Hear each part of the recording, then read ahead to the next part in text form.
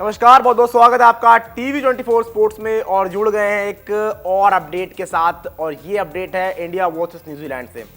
हम सभी को पता है कि टीम इंडिया फर्स्ट 2 मैचेस जो थे वहां पर बहुत बुरी तरीके से आप कहोगे ना हार गई थी।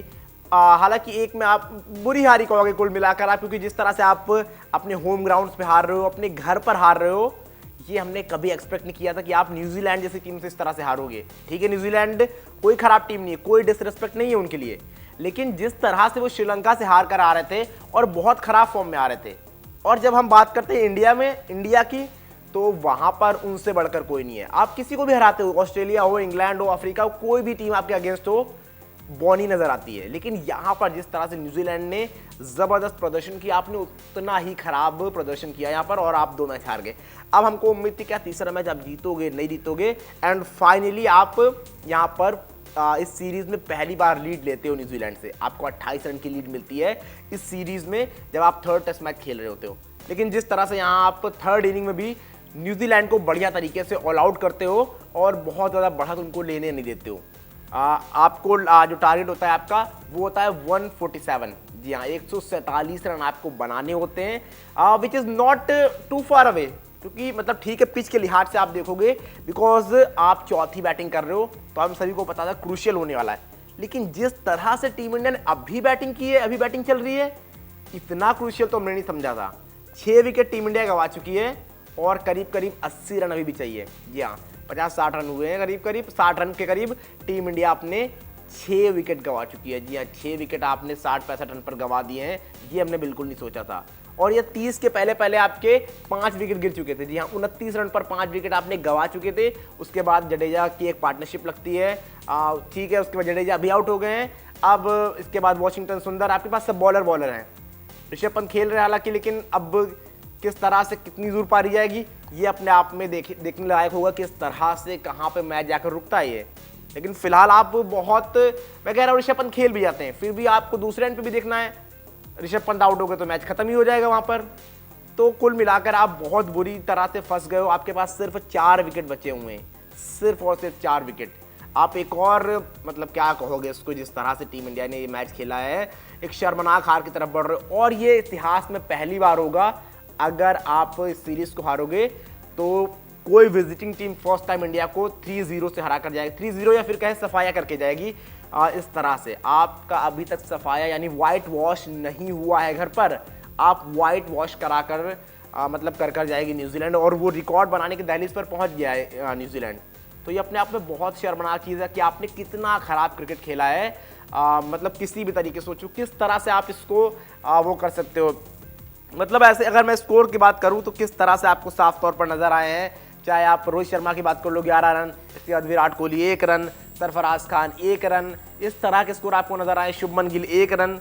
मतलब क्या बोलोगे आप इस तरह की चीज़ों के लिए, जिस तरह से यहाँ पर टीम इंडिया के लिए चीज़ें हुई हैं, मतलब क्या ही कहोगे आप। अभी आपको चाहिए 75 रन चाहिए एज ऑफ नाउ, जब मैं यहाँ पर अभी स्कोर देख रहा हूँ 75 रन आपको चाहिए। 4 विकेट सिर्फ न्यूजीलैंड को चाहिए, और मुझे नहीं लगता कि उनके लिए बहुत मुश्किल वाला कोई काम है। तो आपको ही मतलब यहाँ से चमत्कार वाली चीज़ होनी चाहिए, चमत्कार होगा तब जीत पाओगे। बहुत मुश्किल लग रहा है कि आप कैसे जीतोगे, तो वो चीज़ है। हालांकि जीतने को जीत सकते हो, वो भी कहानी हो सकती है, बट यहाँ पर न्यूजीलैंड एज ऑफ नाउ आगे है, और एजाज पटेल तो आपसे खेले नहीं जा रहे हैं।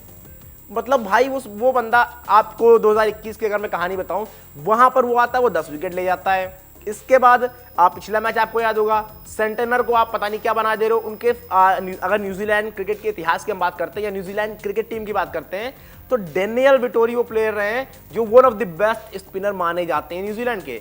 लेकिन सेंटेनर जिस तरह से बॉल घुमा रहे हैं, आप सेंटेनर को पढ़ नहीं पा रहे हो, और इतनी अच्छी गेंदबाजी नहीं कर रहे थे वो, लेकिन बावजूद इसके आप उनको पढ़ ही नहीं पा रहे हो। आप उनको मतलब विकेट दिए जा रहे हो, वो 6-6 विकेट बन रहा है, दोनों इनिंग्स में लिए जा रहा है। एक इनिंग में 6, एक इनिंग में 7, तो उसने खात्मा ही कर दिया आपका एक तरह से। और यहाँ से same goes with Ajaz Patel, आपने 5 पहले इनिंग में दे दिए, आपने 3 अभी भी दे दिए हैं, 3 ले चुका है वो। और जिस तरह से मतलब ब्रेन फेड कहोगे इसको। और वो कल क्या डिसीजन था मुझे समझ में नहीं आया, जो इसी इनिंग का, सॉरी पहली इनिंग का नहीं, जब आपने मोहम्मद सिराज को नाइट वॉचमैन भेजा कल, जब लैंड होने वाला था, डे स्टंप होने वाला था, तो आप मोहम्मद सिराज को क्यों भेज रहे थे? मतलब वो क्या डिसीजन था?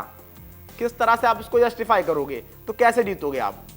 आप WTC फाइनल के सपने जरूर देख रहे हो, लेकिन इस तरह से देखोगे, आप इस तरह से खेलोगे, मतलब बिल्कुल भी आप इसको जस्टिफाई नहीं कर सकते। किस तरह के डिसीजन लिए गए हैं, ब्रेन फीड हुआ है। अब ये किसका था, गौतम गंभीर का था, विराट कोहली का था, रोहित शर्मा का था, व्हाटएवर जिसका भी था, लेकिन ये एक बहुत खराब डिसीजन था।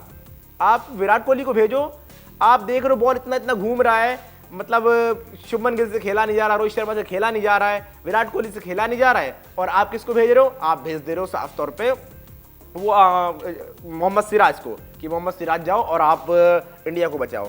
मतलब क्या कहानी थी ये, मतलब जस्ट ब्रेन फेड इसको मैं कह रहा हूँ ना, सेम वही कहानी है जिस तरह से मैं देख पा रहा हूँ अभी।